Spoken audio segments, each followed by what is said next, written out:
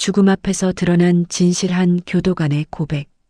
사람은 죽음 앞에서 거짓말을 하지 못합니다.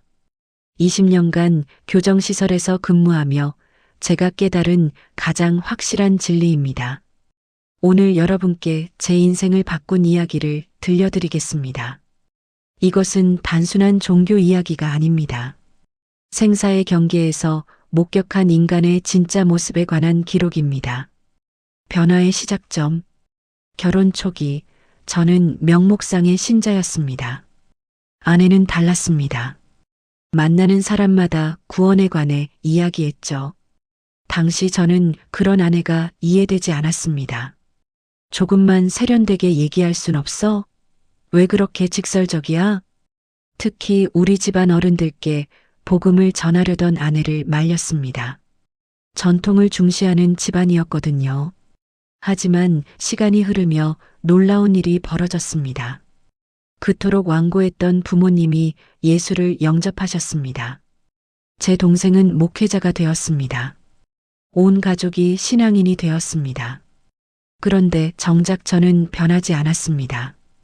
겉으로는 교회를 다녔지만 마음 깊은 곳에서는 여전히 확신이 없었죠.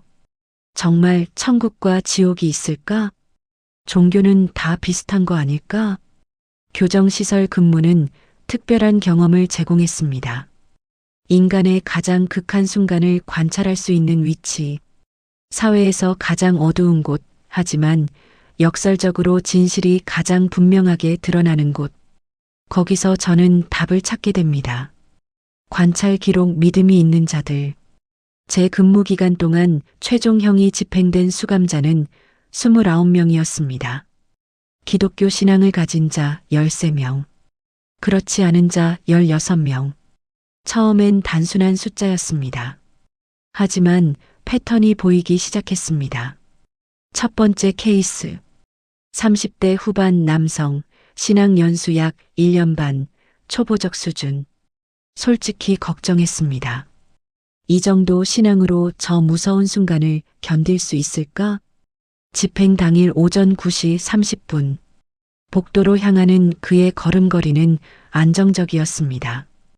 음성은 찬송가를 나지막이 흥얼거렸습니다. 얼굴 표정은 평온했습니다. 교도관보다 오히려 침착했습니다. 마지막 진술 기회를 주었을 때 그가 한 말. 제가 지은 죄는 명백합니다. 변명하지 않겠습니다. 하지만 한 가지만 말씀드리고 싶습니다. 하나님을 알기 전에 제가 저지른 일입니다. 지금의 저는 그분의 용서를 받았습니다. 그 확신 안에서 갑니다. 의학적 관찰 결과, 혈압 정상 범위, 맥박 약간 상승하나 공황 수준 아님, 동공 반응 정상, 근육 긴장도 일반인의 평상시 수준, 심리학적 평가, 극도의 스트레스 상황에서 보이는 전형적 공포 반응이 관찰되지 않음, 과호흡, 떨림, 발작 등이 없었습니다. 두 번째 케이스, 40대 초반 여성, 존속 사례로 수감, 신앙 연수 약 3년, 수감 중 자살 시도 이력이 있었습니다. 이 케이스는 특히 주목받았습니다. 심리학자들도 관찰에 참여했죠. 집행 72시간 전, 수면 상태 양호, 식사 정상적으로 섭취, 정서 상태 놀랍도록 안정적이라는 심리학자 소견. 마지막 절차를 진행하며 한 진술. 제 어린 자녀들이 남습니다. 하지만 제가 믿는 그분께서 더 좋은 부모가 되어주실 것을 믿습니다. 제가 저지른 일의 대가를 치르지만 저는 용서받았고 새로운 곳으로 간다는 것을 압니다. 담당 심리학자 코멘트. 20년 경력 동안 이런 케이스는 처음입니다. 임박한 죽음 앞에서 이런 정서적 안정은 의학적으로 설명하기 어렵습니다. 세 번째 케이스. 60대 후반 남성. 신앙 연수 약 10년. 당뇨, 고혈압을 앓고 있었습니다. 특이한 점은 다른 수감자들을 돌보는 역할을 자처했다는 것입니다. 집행 전날까지 다른 이들을 위로하고 격려했습니다. 마지막 24시간 동안 교회 목회자와 신도들이 면회왔습니다. 본인이 요청한 것은 제 이야기가 누군가에게 도움이 되길 바란다는 것. 유언으로 재산을 피해자 유족에게 남겼습니다. 당직 의무관 기록. 평생 이 일을 해왔지만 이런 경우는 드뭅니다. 죽음을 앞둔 사람의 표정이 아니었습니다. 무언가 확신에 찬 사람의 얼굴이었습니다. 13명의 신앙인 케이스 공통점. 심리적 특징으로는 두려움의 부재 또는 최소화, 목적의식의 명확함, 타인에 대한 배려 지속. 행동적 특징으로는 절차의 협조적, 공격성 없음, 일관된 진술. 생리적 특징으로는 극단적 스트레스 반응, 미미, 수면과 식사 패턴 비교적 정상, 자해 시도 없음. 영적 표현으로는 찬송과 기도의 지속, 내세에 대한 확신, 감사의 표현. 가장 놀라운 점은 신앙의 깊이나 연수에 관계없이 이 패턴은 일관되게 나타났다는 것입니다. 관찰 기록 믿음이 없는 자들. 첫 번째 케이스. 대학을 졸업한 전직 공무원. 명상과 동양 철학에 심취했습니다. 평판은 도덕적이고 절제된 사람이었습니다. 수감 중 90일 연속 좌선 기록을 세웠습니다. 다른 수감자들의 존경을 받았고 교도관들도 인정하는 인격자였습니다. 많은 직원들이 말했습니다. 저 사람 정도면 어디 가든 괜찮을 거야. 집행전 심리학자 평가는 가장 준비된 케이스로 보인다는 것. 의무관도 정서적으로 매우 안정적이라고 했습니다. 그런데 집행 당일 오전 10시, 복도 입장 시 자력 보행이 불가능했습니다. 신체 반응 근육 경직, 사지 떨림, 생리 반응 실금 증상, 정서 상태 극도의 공황. 진술을 시도했지만 이름과 생년월일까지만 답변했습니다. 이후 질문에 반응이 없었습니다. 갑자기 폭언을 시작했습니다. 담당 의무관 소견. 동일인이 맞는지 의심스러울 정도였습니다. 극도의 공포 반응이 모든 이성적 사고를 마비시킨 것으로 보입니다. 두 번째 케이스. 20대 후반의 젊은 수감자. 건강한 신체, 강한 정신력을 가졌습니다. 평소 겁없고 당당했습니다. 집행 일주일 전부터 수면 장애, 식사 거부, 환청을 호소했습니다. 집행 당일 진정제 투여가 필요했고 자해를 시도했습니다. 지속적으로 비명을 질렀습니다. 심리학적 분석. 죽음에 대한 구체적 공포가 방어 기제를 무너뜨렸습니다. 평소의 강함은 실제 위기 앞에서 아무 역할을 하지 못했습니다. 세 번째 케이스. 50대 중년 수감자. 타 종교의 독실한 신자였습니다. 수감 중 정기적인 종교 행사에 참여했습니다. 경전을 암송했고 다른 이들에게도 자신의 믿음을 전파했습니다. 신앙이 있으니 평온할 것이라 기대했습니다. 하지만 실제로는 집행 직전까지 두려움을 호소했습니다. 내가 뭘 잘못했나 하는 말을 반복했습니다. 확신이 없었습니다. 특이한 점은 집행 후 다른 동일 종교 수감자들의 반응입니다. 우리도 저렇게 될까 두렵다고 말했습니다. 16명 케이스의 공통 패턴. 심리적 특징 극심한 공포와 불안, 현실 부정 시도, 분노와 원망. 행동적 특징 절차 거부 또는 저항, 공격적 언행, 일관성 없는 진술. 생리적 특징 극단적 스트레스 반응, 수면과 식사 패턴 붕괴, 자해 시도 증가.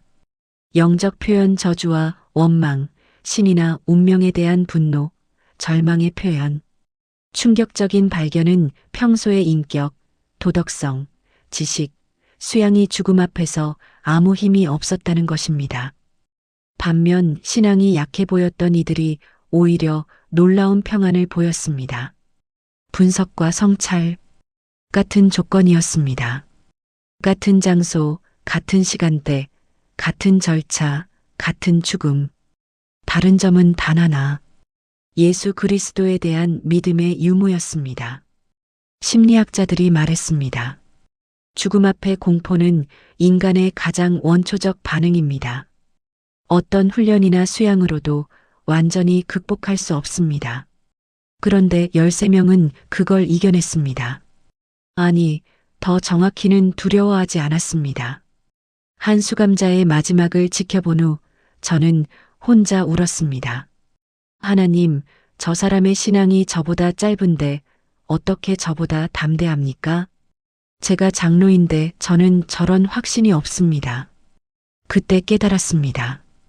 그들이 강해서가 아니라 그들이 의지한 그 이름이 강했던 것입니다. 로마서 10장 13절. 누구든지 주의 이름을 부르는 자는 구원을 얻으리라. 이건 이론이 아니었습니다. 제가 본 것은 실제 증거였습니다.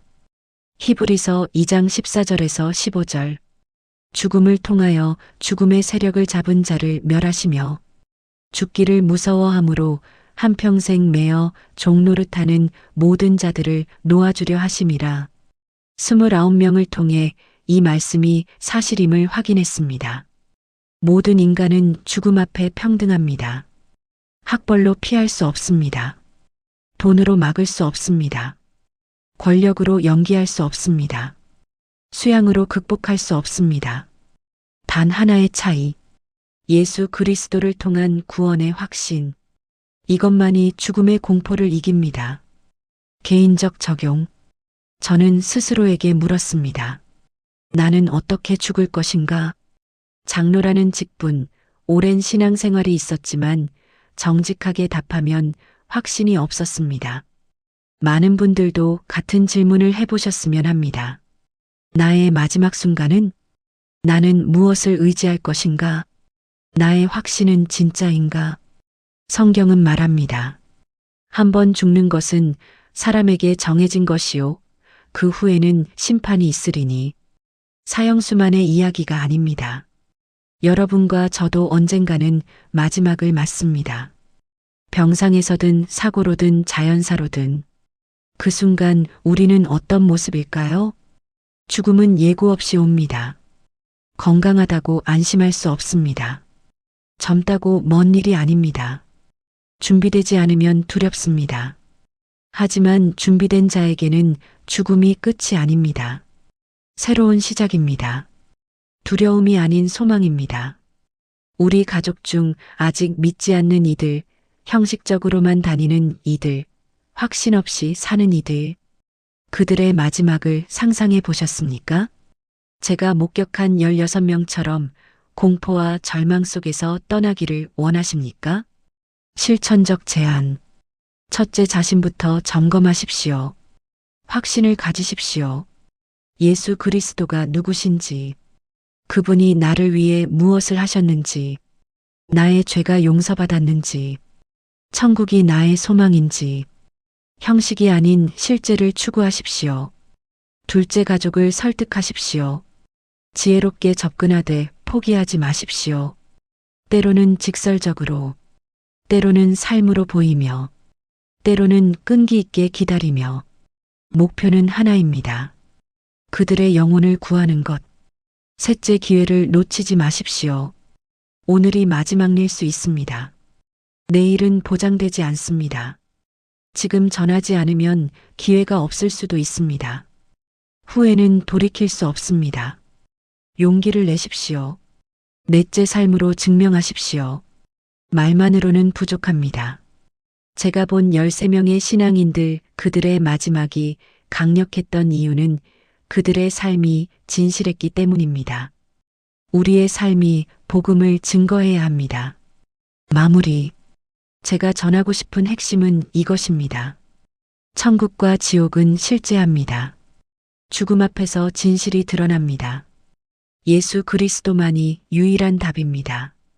우리에게 사명이 있습니다.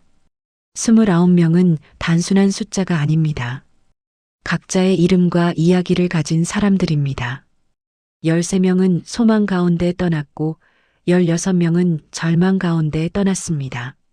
그 차이를 만든 것은 단 하나, 예수 그리스도입니다. 여러분께 묻습니다. 당신은 어느 쪽에 서 있습니까? 당신의 가족은 어디에 있습니까? 오늘부터 무엇을 하시겠습니까? 오늘부터 자신의 믿음을 점검하십시오. 가족과 대화를 시작하십시오. 주변에 복음을 전하십시오. 시간은 많지 않습니다. 클로징. 20년의 경험이 제게 가르쳐 준 것. 죽음은 끝이 아닙니다. 준비된 자에게는 새로운 시작이며 준비되지 않은 자에게는 영원한 절망입니다. 여러분 모두 예수 그리스도 안에서 소망의 마지막을 준비하시기를 바랍니다. 구독과 좋아요는 영상 제작에 큰 힘이 됩니다. 감사합니다.